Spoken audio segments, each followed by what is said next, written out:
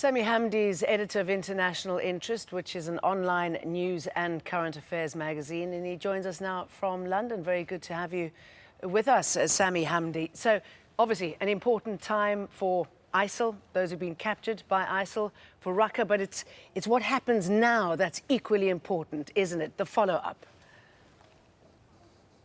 It is very important, the follow-up. I mean, we have to remember the environment in which ISIS emerged, which was a marginalization of large sections of the population in Syria and Iraq, and also a lack of international desire to fight ISIS. I mean, the Kurds showed when they were marching on Mosul that they lacked an appetite to fight ISIS. They lacked an appetite to fight outside Kurdistan. The Iranians, they liked the idea of ISIS because it allowed them to keep a military presence there. The same with the Russians, and the Americans simply didn't know what to do with regards to Syria.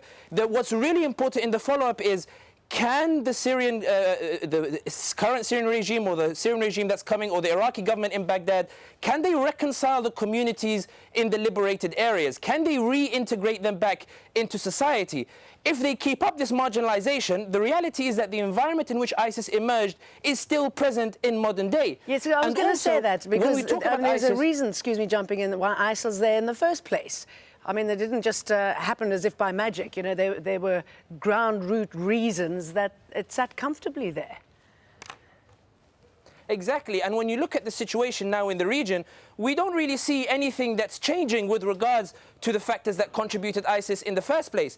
In Iraq, you still have the Popular Mobilization Force that seems to terrify the Sunni population who are marginalized in the first place and whose areas constituted the haven in which ISIS operate. In Syria, you still have a dictatorial regime hell-bent on crushing its people's democratic desires. You have the Kurdish who are pursuing independence. You have the Russians who are terrified of an American-leaning state. You have the Iranians who wish to establish hegemony in the region. So all of these various different factors show that we don't really see any reintegration. On the contrary, we see humanitarian crises in cities such as Mosul. We will see a humanitarian crisis in cities such as Raqqa. Nothing to suggest that there will be any reintegration of these communities into mainstream society. And this leads to one outcome, and that is a division within the region, new borders, modern Kurdistan and other areas seeking their own independent or autonomous states. Because I suppose with ISIL gone, it exposes what those groups are doing there, what they've been hiding behind, how they've justified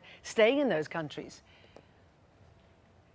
I think when we're talking about the defeat of ISIS, we should be wary. I think ISIS on the ground will be defeated any day now. This Raqqa, losing Raqqa will be a big blow to them.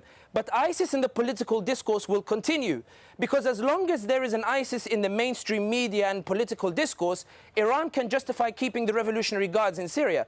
As long as there is an ISIS in Syria, Turkey can justify military force to restrict Kurdish movement. As long as there is an ISIS, Russia can continue to keep its troops in Syria on the pretext of fighting terrorism. As long as there is an ISIS, the Popular Mobilization Force can claim legitimacy to stay as an ultra-virus military force outside of government control. So ISIS will be defeated militarily. It's just, it might resort to guerrilla tactics, but politically, in the discourse, it's not quite time for the international powers to shelve the topic of ISIS and pursue other interests. Fascinating and horrific. Sami Hamdi, thank you.